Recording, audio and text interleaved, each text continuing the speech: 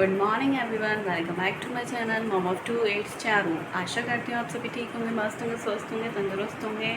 सो ये मेरा पेट डला हो चुका है। ये मेरे धनुष को भी याद है किसी दिन मैं जब भी बोलती हूँ तो वो भी जब भी बोलता है आगे पीछे, मैं वो शो नहीं करती हूँ, बट अब मैं उसके मुँह से बुलवा के दिखाऊँगी वो किस तरीके से बोलता है। सो नहा धो के हम रेडी हो चुके हैं। रुद्राक्षी सो रही है इसलिए मैं थोड़ा स्लो बोल रही हूँ। और हाँ, रक्षाबंधन के बारे में मैंने आपको बताया नहीं।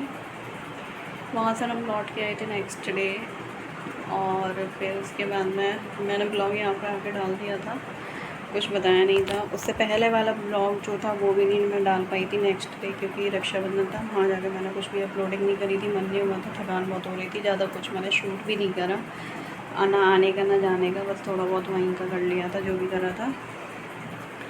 सो खैर रक्षाबंधन तो चला ही गया, ख़त्म हो चुका है। उसके बारे में थोड़ा बहुत बता देती हूँ।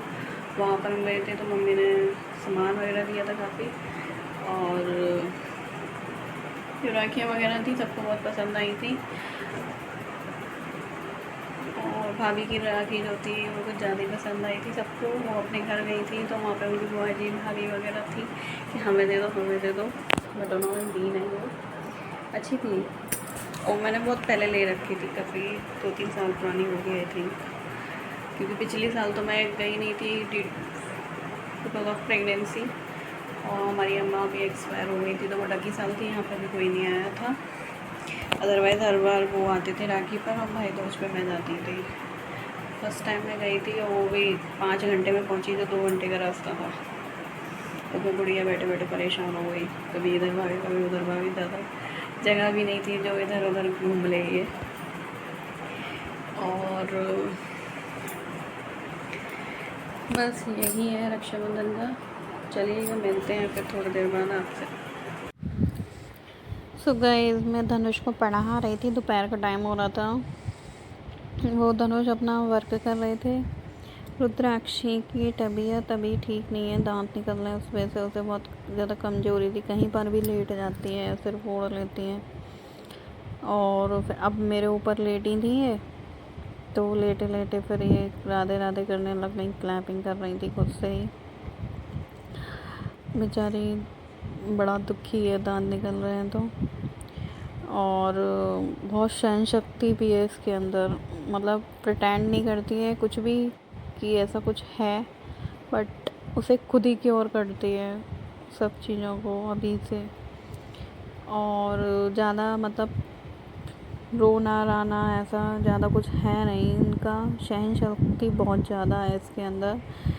और फिर पढ़ाने लिखाने के बाद में, ये शाम का टाइम था डिनर का, तो यहाँ पर मेरी सांभर रखी हुई थी कुछ दिन की, मतलब रक्षाबंधन से पहले एक आध दिन। फिर जाना आना हो गया था तो कुछ बन नहीं पाया था, तो उसके लिए मैंने थोड़े से चावल डाल दिए थे।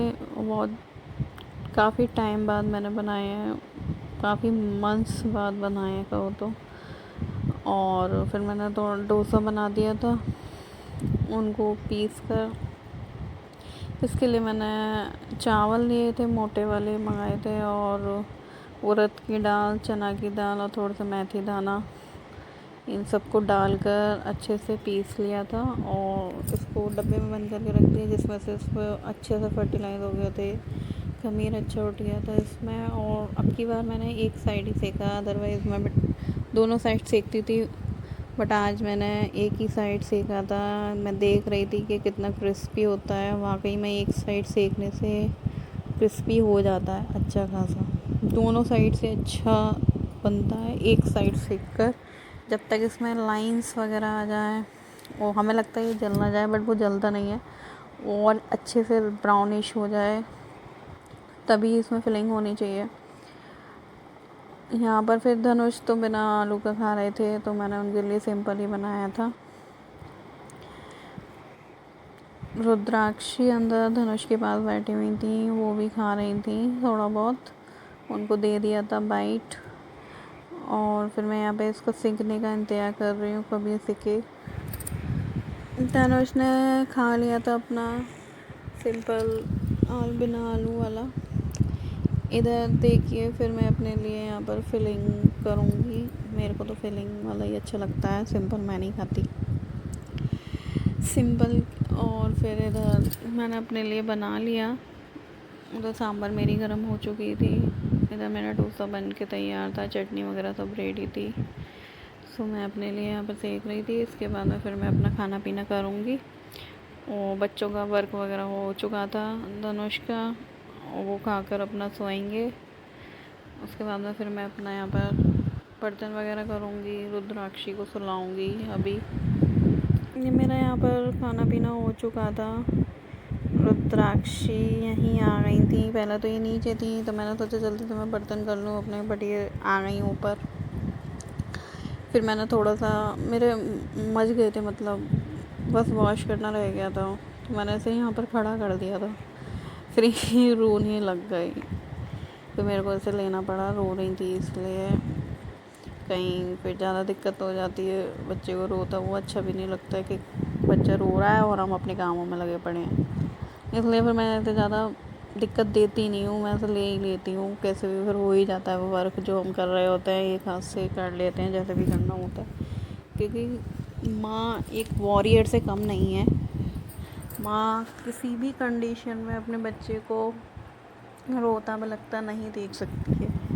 वो अपना काम कर लेगी, कैसे भी कर लेगी, अपने बच्चे को हैंडल कर लेगी, क्योंकि ये उसकी जिम्मेदारी है बच्चे को संभालना। और इसमें ये प्राउड मोमेंट वाली बात भी कह सकते हो कि बच्चे को संभालना सारे वर्क के साथ एक प्राउड वाली बात है। और ये सब अपने मन से करते हैं, कोई ये नहीं कि ज़बरदस्ती है। एक अच्छी माँ तो मन से करेगी, जो भी करेगी अपने बच्चे को संभालते हुए सारे काम एडजस्ट करेगी, अपने तरीके से करेगी। और उसका एक शेड्यूल होता है कि हमें इतना काम करना है, इतने बजे तक इतना काम करना है, इतने बजे तक ये काम करना है। कोई बाउंडेशन नहीं होती किसी भी तरीके से, अपना काम भी करेगी, अपने बच्चे को भी संभालेगी। तो माँ हर काम कर सकती है, बाहर का, अंदर का, घर का, बच्चों का पढ़ाना लिखाना, और घर का तो पूरा काम होता ही है माँ के ऊपर। सो ये कह सकते हैं ये प्राउड वाली बात है कि एक नारी शक्ति वाली बात भी है कि नारी हर जगह भारी। नारियाँ कुछ भी कर सकती हैं किसी भी कंडीशन में। अब आजकल तो सभी जगह, सभी पोस्टों में, आर्मीज़ में फीमेल्स का एंट्री हो चुका है। तो इसी से ही साबित होता है कि नारी हर जगह भारी। एयरफोर्स ले लो, आर्मी ले लो, मतलब जल थल वायु सब जगह नारी यहाँ का एंट्री हो चुकी है। और ये तो खैर अपने घर का हाउस होल्ड वर्क है, तो इसमें तो हम कोई बहुत बड़ी तोप नहीं मार रहे हैं। मारने को तोप भी मार सकते हैं, क्योंकि हम पूरा घर संभालते हैं, बच्चों को संभालते हैं। कुल मिला के ये है कि नारी कुछ भी कर सकती है, मदर कुछ भी कर सकती है। और ये गुड़िया तो वैसे भी इतनी प्यारी होती हैं। गुड़िया का होना, लड़कों का होना भाग्य होता है, लड़कियों का होना सौभाग्य होता है।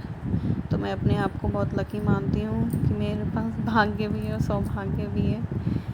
बट काफ़ी प्रेयर्स के साथ ये हमें तोहफ़ा मिला है भोलेनाथ का, इसलिए इनका नाम रुद्राक्षी रखा गया है। क्योंकि भगवान से मैंने यही प्रे करी थी कि भगवान मेरे को एक कन्या रूपी रत्न की प्राप्ति हो। सो भगवान ने मेरे को ये एक तोहफ़ा दिया है बहुत अच्छा वाला, तो उनके लिए थैंक यू। मेरा तुझसे हर पहले बनाता कोई, यूं ही लुभाता कोई। मेरा तुझसे हर पहले बनाता कोई, यूं ही निभाता कोई। चारू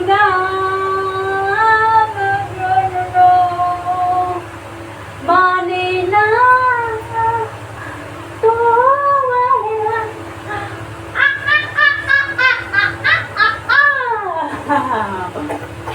मेरी गाना है छोटी और प्यारी सी, मैं धरती से मेरो कानों का पहले बनाता कोई मुझे दो दिखाता कोई। मिलते हैं आपसे कल एक और नए ब्लॉग के साथ। और जो भी कुछ मैंने बोला है वो सब मैंने ऐसे ही बोल दिया, मन में जो था वो सब बोल रखा है। किसी को हर्ट ना हो प्लीज़। किसी को कुछ मिलता है, किसी को कुछ मिलता है, सबको सब कुछ नहीं मिलता है। किसी के बच्चे, किसी के कुछ, किसी का हस्बैंड बहुत अच्छा होता है, किसी का कुछ अच्छा होता है, किसी का कैरियर होता है। So don't take it personally. तो मिलते हैं आपसे कल एक और नए ब्लॉग के साथ। और जो गुड़ियाएँ होती हैं वो इसलिए बस बुरी लगती हैं, होनी तो सब पे चाहिए, तो बुरी इस वजह से लगती है क्योंकि एक दिन ये यहाँ से चली जाएंगी। इनको इतने प्यार से पालो पोसो और एक दिन कहीं और भेज दो, वहाँ अननोन जगह भेजो जहाँ पर कोई भी गारंटी नहीं है, कुछ भी नहीं पता है कि इनके साथ क्या होने वाला है, कुछ भी नहीं पता होता। कैसे एडजस्ट करेंगी ये, कैसे क्या करेंगी।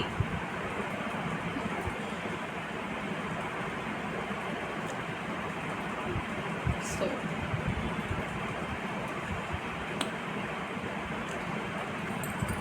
मिलते हैं आपसे कल एक और नए ब्लॉग के साथ।